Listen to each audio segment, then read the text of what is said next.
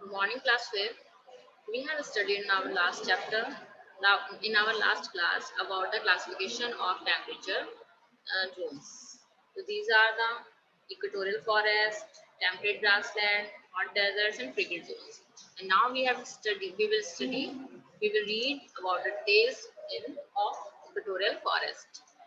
About equatorial forest, there are as we read that there are the main important equatorial rainforest. Equatorial forests are also known as the evergreen rainforest, and these are Amazon rainforest, South America, Madagascar, lowland forest, Africa, Ituri rainforest, Africa, and Hawaiian rainforest, North America, Harappan rainforest, Asia.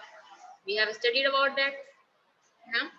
Now the what are the areas where they located, description and climate, and what are their wildlife. So areas, as I have told, located on both sides of the equator. I show you a diagram of temperate zone. This is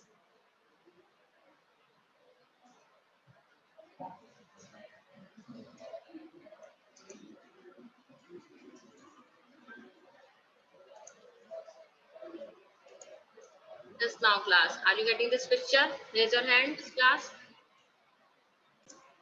this is the picture of temperate zone. ये सन है, this is the earth. और अर्थ पर जहाँ जहाँ हमारी sunlight जैसी पड़ती है, यहाँ पे डायरेक्ट रेस पड़ रही है, तो ये जो पोर्शन है वो हमारा क्या रहेगा, इक्वेटर है ना. और इससे ऊपर ये ऊपर जो हमारी स्लैंटिंग रेज है, यहाँ पर टेम्परेट जोन्स है. टेम्परेट हमारे टॉपिक ऑफ इंपॉर्टेंट एटीट्यूड्स हमारे कौन कौन से थे, ट्रॉपिक ऑफ कैंसर. और जहाँ पे बिल्कुल भी सनलाइट नहीं पड़ रही, हमारे पोलर रीजन्स हैं. तो इन जोन्स के बारे में हम जान रहे हैं कि यहाँ पर sunlight according to the sunlight जैसे जैसे रेस पड़ रही हैं, उसी के अकॉर्डिंग यहाँ पर क्या है कि गर्मी, यहाँ पे क्लाइमेटिक कंडीशन, वाइल्ड लाइफ और कैसे लोग यहाँ पर है, यहाँ पे जीवन कैसा है. ये जोन्स हमारे जो है, यहाँ पे मैं भी आपको बताया था इक्वेटोरियल रेन फॉरेस्ट के बारे में. तो ये हमारी डायरेक्ट रेज है, ये हमारा इक्वेटर है. देखिए, this is our equator, this region is our equator region and this is the equator. ये लाइन जो आती है जो अर्थ ग्लोब को टू पार्ट्स में डिवाइड करती है, दैट इज इक्वेटर. इसके आसपास के सारे रीजन कौन से हैं, ये सब रीजन जो है आपके इक्वेटोरियल रीजन कहलाते हैं. यहीं पर हम जो अभी पढ़ रहे हैं इक्वेटोरियल रेन फॉरेस्ट के बारे में, दैट आर दीज रीजन. हम इन रीजन्स के बारे में बात कर रहे हैं. तो जैसे कि अभी आप देख रहे हैं इस डायग्राम में कि सनरेज यहाँ पर कैसी हैं, तो डायरेक्ट सनरेज है ना. तो क्लाइमेट कंडीशंस कैसी होगी, गर्मी बहुत ज्यादा होगी है ना, हॉट क्लाइमेट होगी, तो एक्सट्रीम टाइप ऑफ क्लाइमेट होगी.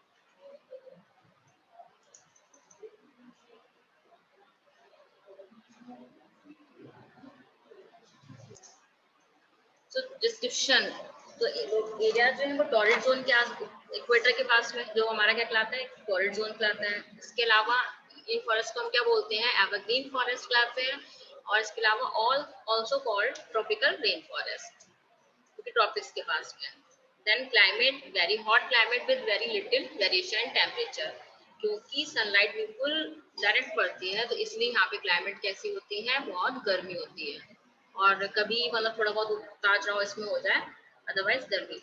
नो वेरिएशन सीजन, सीजन से वेरिएशन नहीं होता है. वेदर इज आइदर हॉट और ह्यूमिड, क्योंकि गर्मी बहुत ज्यादा पड़ती है, तो उसी हिसाब से वेदर हमेशा most of the year time जो है एक सा रहता है. Vegetation, hardwood, mahogany, ebony, rosewood, also rubber and silicon.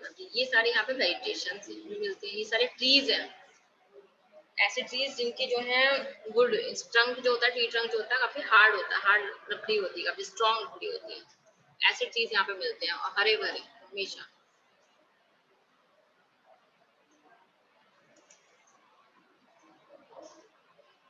ये देखिए ट्रीज, ट्रीज का डायग्राम दे रखा है आपको. ये महोगनी ट्रीज है सारे ट्रीज देखिए कैसे घने हैं, घने जंगल है और घने पूरे मतलब अच्छे से पेड़ पौधे हैं.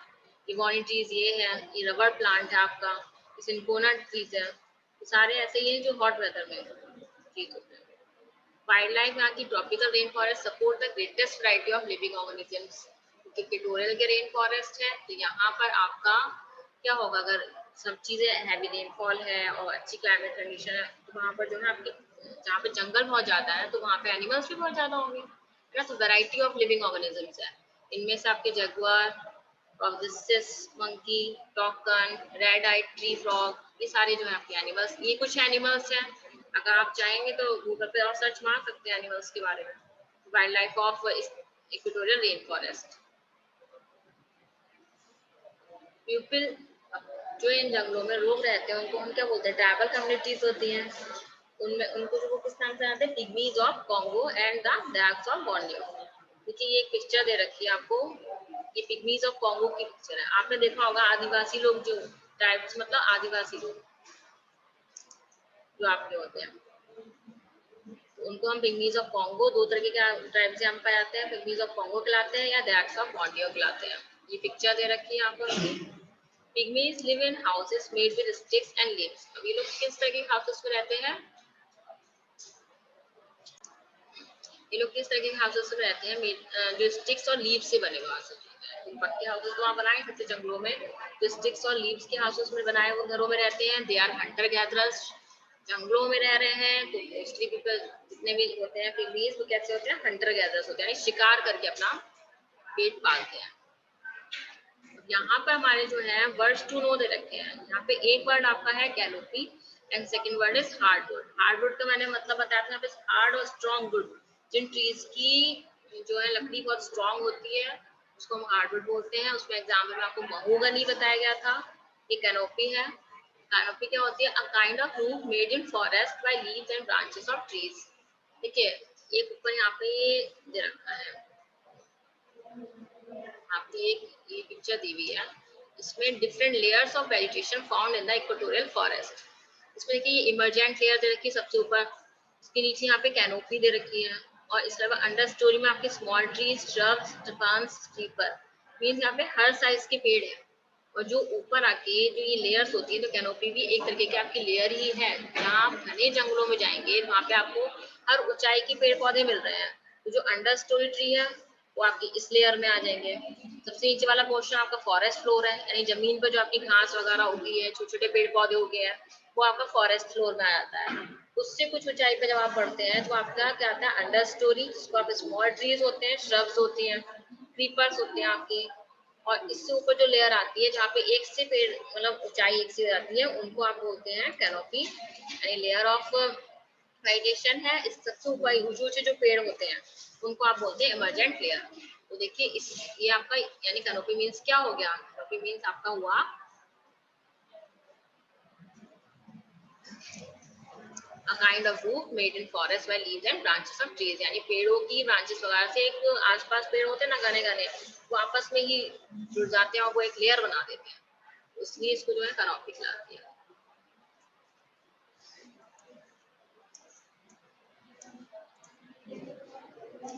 नेक्स्ट हमारे पास आते हैं दयाक्स। अब जो हमने दयाक्स के बारे में हमने तो पढ़ा ना कि जो ट्राइबल कम्युनिटीज है वो दो है, एक तो पिग्मीज ऑफ कॉन्गो है, उनकी पिक्चर हमने देख ली। पिग्मीज के बारे में हमें जानने की किस तरह के घरों में रहते हैं और क्या होते हैं, हंटर गैदरर्स होते हैं।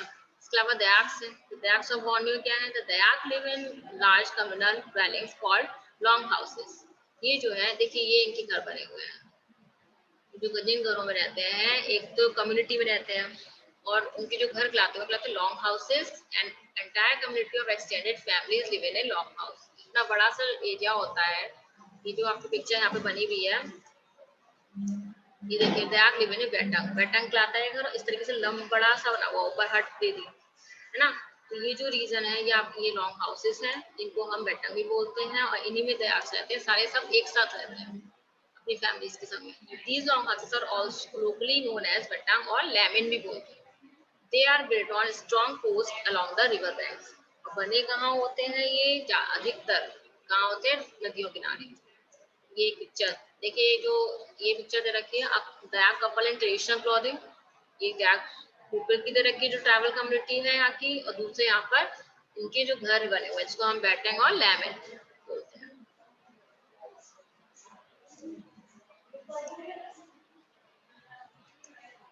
नेक्स्ट हमारे पास आता है, यहाँ पर एक मैं वर्ड्स में देखा कि think it over, why are the Amazon rain forest for the lungs of the earth. देखिए ये क्वेश्चन है कि अमेजन रेन फॉरेस्ट को लंग्स ऑफ द अर्थ क्यों बोलते हैं।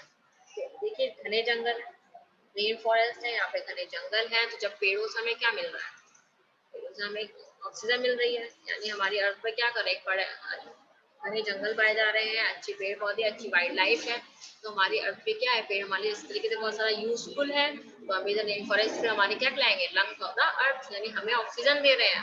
और हमारी अर्थ पर एक जो हमारा एटमॉस्फेयर है, एनवायरनमेंट है, उसको प्रॉपर रेशियो में बनाया हुआ है, इसलिए इसको जो है लंग्स ऑफ द अर्थ बोलते हैं। आप सब भी इसमें चाहें तो अपना आंसर दे सकते हैं कि why are the Amazon rain forest called the lungs of the earth. You have to write the answer in your rough notebook. I will ask tomorrow.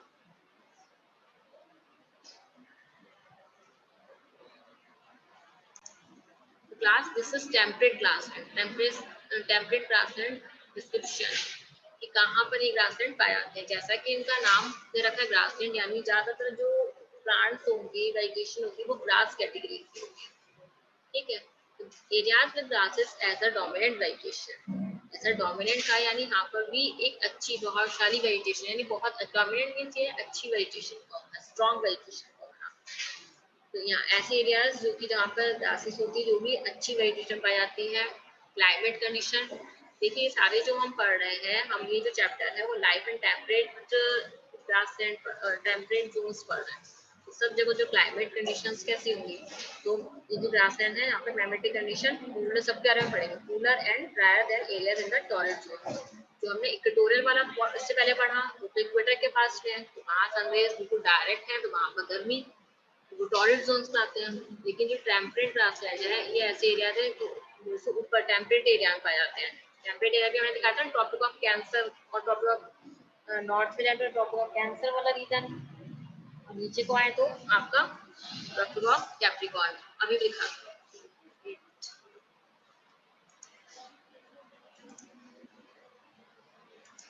देखिए क्लास, टेम्परेट जोन ये वाले हैं आपका, यहाँ पर slanting rays of the rays है sun की, तो यही वाले रीजन जो है आपके ट्रॉपिक टेम्परेट जोन है। यहाँ पर आपके जो ग्रासलैंड पाए जाते हैं, ये नॉर्दर्न हेमिस्फीयर में है और ये आपके साउदर्न हेमिस्फीयर में है। यहाँ पे जैसे सनलाइट यहाँ पर स्लैंटिंग रेज है, तो उसी के अकॉर्डिंग यहाँ पे क्लाइमेट कंडीशंस होगी, है ना।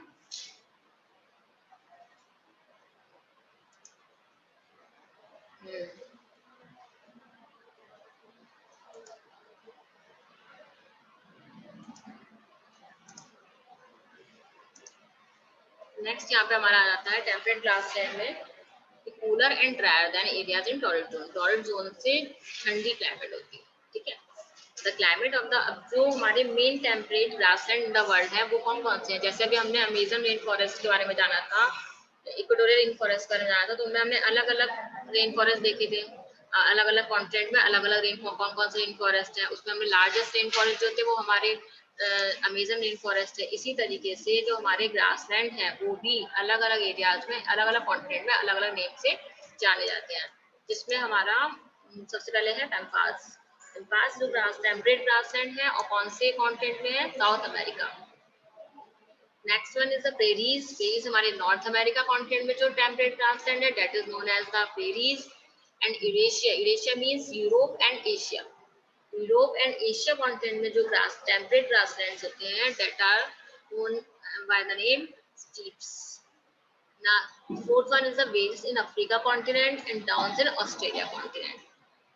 देखिए ये सारे हमारे टेम्परेट ग्रासलैंड के नेम हैं जो अलग अलग कॉन्टिनेंट में अलग अलग नामों से जाने जाते हैं। एक बार फिर से देख लेते हैं हम इन्हें। Pampas in South America, prairies in North America, steppes in Eurasia, Eurasia means Europe and Asia continent, then belts in Africa and downs in Australia continent. These are major temperate grassland in the world. Now one by one see the climatic conditions of every grassland. The climate of the prairies is of an extreme type. देखिए prairies कहाँ के temperate grassland है, north America के। तो north America continent जो है वो हमारा ऊपर टेम्परेट जोन में नॉर्दर्न हेमिस्फीयर में ऊपर जाता है, पड़ता है। तो उसमें जो क्लाइमेटिक कंडीशंस है कैसी है, एक्सट्रीम टाइप है, यानी hot summer and cold winter. Extreme climate का मतलब ये होता है आपका कि गर्मी में बहुत गर्मी और सर्दी में बहुत सर्दी। और रेनफॉल कैसा होता है यहाँ पर, रेनफॉल इज मॉडरेट। मॉडरेट मतलब ना बहुत ज्यादा ना बहुत ज्यादा कम, एक normal average with about 88 centimetre of annual rainfall. ये उसकी पिक्चर्स दे रखी है आपको। आप इनकी इमेजेस वगैरह अगर और देखना चाहें पिक्चर्स वगैरह, तो आप गूगल पर सर्च मार सकते हैं prairies grassland of north America. अगर प्रेरीज भी डालेंगे तो अपने आप खुल जाएगा। नेक्स्ट आपके आते हैं यहाँ पे स्टीप्स। स्टीप्स मैंने आपको बताया था यूरोप एंड एशिया कॉन्टिनेंट के। अब हम लोग जो है इंडिया में रह रहे हैं, इंडिया यानी एशिया कॉन्टिनेंट में है ना, तो हमारे जो हमें भी जाना, इंडिया में जाना चाहिए, तो हमारे जो ग्रासलैंड है वो कौन से ग्रासलैंड लाते हैं, वो स्टीप्स लाते हैं जो हमारे एशिया कॉन्टिनेंट में है। ये स्टीप्स की पिक दे रखी है। The steppes have temperate climate with warm to hot summer and cool to very cold winter. Temperate and moderate, ये जो वर्ड्स है ये मीन्स सिनोनिम्स ही हैं कि आपकी ना बहुत ज्यादा गर्मी ना बहुत ज्यादा सर्दी। यानी गर्मी में आपकी एवरेज जो है वहाँ पे क्लाइमेट कंडीशंस रहती है। Steppes are very dry and are usually found between a desert and a forest. तो steppes कहाँ पे मिलते हैं हमें steppe grassland, क्योंकि कहाँ पर है, डेजर्ट एरिया और फॉरेस्ट के बीच में हमें steppe grassland देखने को मिलेंगे।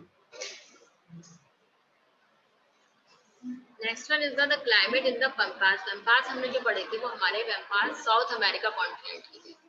साउथ अमेरिका में जो ग्रासलैंड है दैट इज द पैम्पास। पैम्पास की जो क्लाइमेटिक कंडीशन है वो कैसी है, वो भी टेम्परेट है।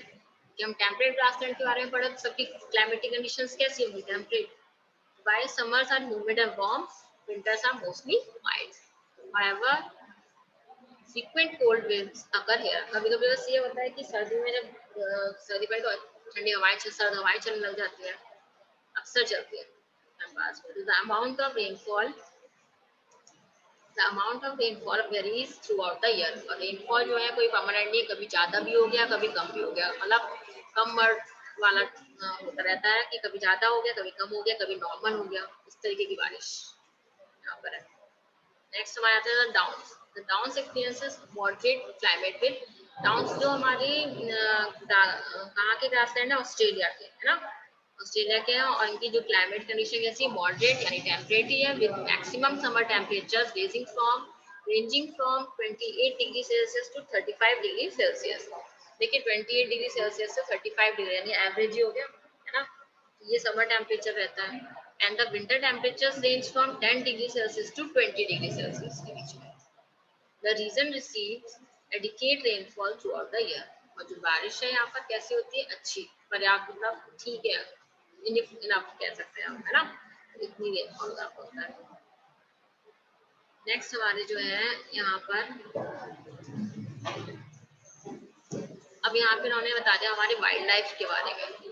वाइल्ड लाइफ कैसी होती है, ग्रासलैंड की जो वाइल्ड लाइफ, ग्रासलैंड है तो अच्छी वेजिटेशन पाई जा रही है, जब अच्छी वेजिटेशन होगी तो वाइल्ड लाइफ भी अच्छी होगी। तो रैबिट, कुछ एनिमल्स यहाँ पे हमें नेम दे रखे हैं, rabbit, hare, rat, deer, prairie dog, kangaroo, ऊला are found in the temperate. ये एनिमल्स के नेम है, यहाँ पे मिलते हैं। कुछ पिक्चर्स भी दे रखी है, wild life found in the grassland of the world. And pass deer, देखिए डियर है, थोड़ा सा लोग चेंज है, देखने से पता चल ही रहा है डियर, लेकिन थोड़ा सा बस चेंजेस हो जाते हैं लोग में। ये रैम्पास डियर है, ये कंगारू है, दिस इज प्रेरीज डॉग। देखिए डॉग जो हमारे यहाँ होते हैं तो हम लोग कैसे होते हैं, ये पिक्चर देखिए कुछ डिफरेंट है ना, कि ये वहाँ पे प्रेरीज डॉग लाते हैं। Pupil यहाँ की क्या है, the Hottentots from the Welsh and the Kyrgyz pupil from the Central Asian states are some of the nomadic tribes। देखिए nomadic tribes अलग अलग ग्रासलैंड में अलग अलग nomadic tribes है, लेकिन आपके जो चैप्टर में दे रखे हैं वो दो दे रखे हैं, तो Hottentots दे रखे हैं वेल्स के अफ्रीका कॉन्टिनेंट में, और दूसरे आपके जो है स्टीव्स के दे रखे हैं किर्गिज। ये आपके आदिवासी कबीले वहाँ पर पाए जाते हैं, मतलब आके लोग हैं living in the grassland. They herd cattle and sheep. देखिए जो इससे पहले हमने इक्वेटोरियल फॉरेस्ट में पिग्मीज और कॉन्गो ट्राइबल कम्युनिटी के बारे में जाना था, तो वो लोग क्या थे, वो दे आर हंटर गैदरर। अभी जो हम इनके बारे में जान रहे हैं हॉटेंटॉट और किर्गिज जो कि ग्रासलैंड के हैं ट्राइबल कम्युनिटीज, तो they herd cattle and sheep. ये लोग पशुपालन करते हैं, जिसमें ये लोग जो है शीप और गाय वैसे को पालते हैं, इस पर अपनी मतलब इनकी लिविंग कंडीशंस है। This is the map of the world. देखिए a world map showing the equatorial regions and the temperate grassland। पहले मैंने आपको भी एक अर्थ की पिक दिखाई थी, लेकिन अब यहाँ पर एक मैप दे रखा है वर्ल्ड का मैप, जिसमें आपके ग्रासलैंड है, ब्राउन कलर ग्रासलैंड के लिए है और ग्रीन कलर आपका इक्वेटोरियल फॉरेस्ट के लिए। देख लीजिए ये दे रखा है हमारा, ये इक्वेटर है, देखिए ये हमारा इक्वेटर है, इक्वेटर ये जा रहा है हमारा अर्थ पर, ये 0 डिग्री लैटिट्यूड होता है। ये हमारे कॉन्टिनेंट दे रखे हैं, this is north America continent, Europe continent, Asia, देखिए यूरेशिया था ना, तो यूरोप और एशिया मिला हुआ है ना, तो इसलिए इसको यूरेशिया बोलते हैं। Next Africa continent, south America, Australia. तो देखिए अलग अलग ग्रासलैंड, जो यूरेशिया के जो स्टीप्स थे वो यहाँ पर लोकेशन है, नॉर्थ अमेरिका के आपके प्रेरीज है, ये लोकेशन यहाँ पे दे रखी है। इसी तरीके से साउथ अमेरिका के जो पैम्पास है उनकी लोकेशन ग्रासलैंड की, और वेट्स आपके अफ्रीका के एंड डाउन्स आपके ऑस्ट्रेलिया के। और जो ग्रीन कलर है वो आपके इक्वेटोरियल फॉरेस्ट के लिए। अभी कुछ स्टूडेंट्स का क्वेश्चन था कि इक्वेटोरियल फॉरेस्ट, अब आपको मैप से और अच्छे से क्लियर हो जाएगा। ये देखिए इक्वेटर है, इक्वेटर के आसपास ये ग्रीन कलर देखिए दे रखा है, ये सारे आपके इक्वेटोरियल फॉरेस्ट हैं, इक्वेटोरियल इक्वेटर के आसपास की है रीजन, ठीक है। ये साउथ अमेरिका में है, अफ्रीका कॉन्टिनेंट में है कुछ आपके जो है एशिया और ऑस्ट्रेलिया कॉन्टिनेंट के बीच में। ये सारे जो रीजन है आपके इक्वेटोरियल रेन फॉरेस्ट वाले रीजन है।